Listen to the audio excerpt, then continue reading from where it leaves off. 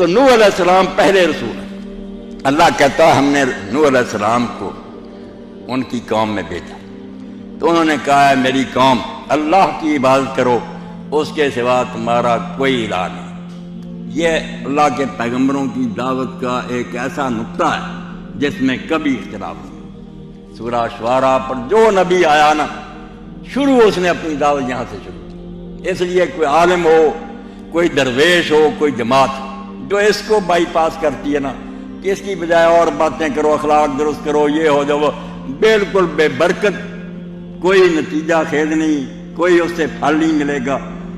ساری دنیا میں گمراہی کی بنیاد اور جڑ جو ہے، سن لیں میرے بھائی، وہ شرک چھوٹا جرم نہیں، اسی لیے بخشا نہیں جائے گا۔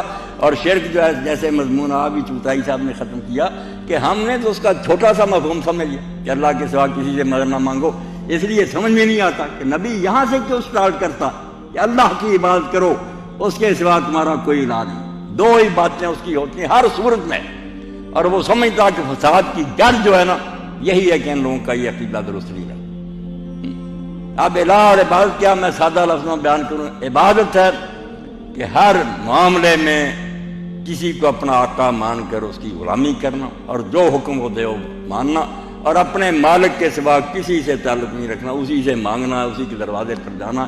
دو چیزیں آ جاتی، پوجا بھی اسی کی کہ ادب تعظیم سجدے وغیرہ اسی کرنے، اسی کی نیازیں دینی، اور ساتھ حکم بھی اس کا ماننا۔ یہ حکم والا حصہ چھوڑ جاتے ہیں کہ نمازیں پڑھتے ہیں، روزے رکھتے ہیں، یہ کرتے رہیں، بعد میں جھوٹ بولیں، حرام کمائیں، بے انصافیاں کریں، دنیا کو لوٹ لیں۔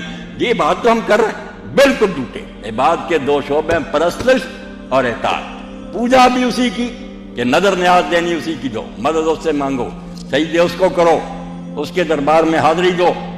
مگر اس کے مقابلے میں لوگ اور آستانے اور دربار بنا لیتے ہیں، وہاں جاتے ہیں، چڑھاوے چڑھاتے ہیں، مددیں مانگتے ہیں۔ پوجا میں بھی شرک شروع کر دیتے ہیں اور اطاعت میں بھی شرک شروع کرتے ہیں۔ اطاعت میں پہلے اپنا نفس ہی آ جاتا، میں اپنی مرضی کرتا ہوں، میں غلامی سے نکل گیا، میں نے تو خود مختاری کا دعویٰ کر لیا۔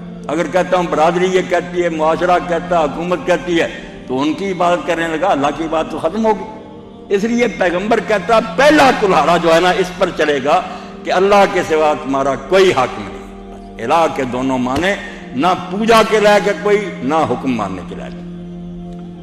تو اللہ کے پیغمبر جب اس کو درست کر دیتے ہیں، ساری لائن کلیئر ہو جاتی ہے، انجن پٹری پر چلنے لگتا۔ ورنہ جب تک شرک کا کوئی جرثومہ دماغ میں موجود ہے نا، بھائی آپ اس کو قیامت کا بیان کریں، جو مرضی رائے، وہ کہے گا یار یہ کیا باتیں کر رہے ہیں، میرے چھڑانے والے بہت ہیں، بزرگوں کا میں عقید مند ہوں۔ ان کے تو دھوبی کا یہ حال ہے کہ قبر میں فرشتے آ گئے تھے، جو کپڑے دھوتا تھا پیر صاحب کے، تو فرشتے آئے صاحب، انہوں نے کہا ہم نہیں کوئی جانتے، نہ اللہ کا پتہ ہے، نہ رسول کا، نہ ہم تو شیخ عبد القادر کو جانتے ہیں۔ انہوں نے کہا بھائی صحیح جواب دے، ابھی یہ وہ کہہ ہی رہے تھے تو شیخ صاحب آ گئے۔ انہوں نے کہا کیا پوچھتے ہو؟ کہا یہ بتاؤ، جاؤ کام کرو، میرے دھوبی سے سوال کرتے پھرتے۔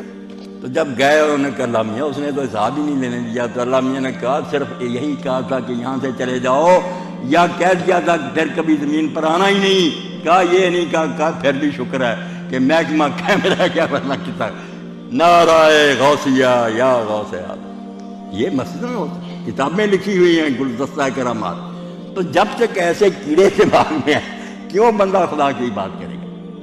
عبادت پر تو اس وقت آمادہ ہوگا جب پتہ چل جائے گا بچاؤ کی کوئی صورت نہیں، کوئی وہاں امداد کے لیے نہیں آئے گا، کوئی سفارش نہیں ہوگا، میرے اپنے عمل ہوں گے، ورنہ جہنم ہی جانا۔ اس لیے اللہ کے رسول آ کر پہلے کہتے ہیں صرف اللہ کی پوجا کر، اس کا حکم مان، اس کے سوا تیرا نہ کوئی مشکل کشا ہے، نہ تیرا کوئی فرمانروار حاکم۔